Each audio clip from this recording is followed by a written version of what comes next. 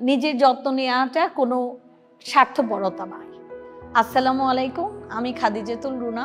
আমার আশেপাশে প্রায় এ ধরনের হয়, যেহেতু আমি গল্প করতে পছন্দ করি, প্রায় মানুষজন আমাকে ফোন করে তাদের সমসাময়িক বিভিন্ন সমস্যা নিয়ে আমার সাথে ডিসকাস করে যে এটা করলে কীরকম হয় বা তুমি কি এরকম মনে করছো।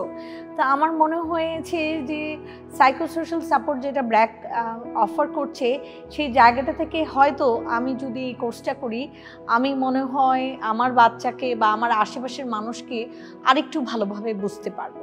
শুরুর দিকে আমার মনে হয়েছিল এটা আমার জন্য ভীষণ হ্যাকটিক হয়ে যাবে, সকাল 9টা থেকে 4:30 পর্যন্ত আমার হোল ডে, এবং শুক্র শনিবার আমার যেহেতু বাচ্চারা আছে, হাজব্যান্ড আছে, ফ্যামিলি টাইমিং আছে। যখন আমি ক্লাস শুরু করলাম এবং আমি 2টো ক্লাস করার পর আমি মোর এঙ্গেজ ফিল করলাম যে না, এটা আসলে ক্লাসটা করতে আমার নিজের খুব ভালো লাগতো।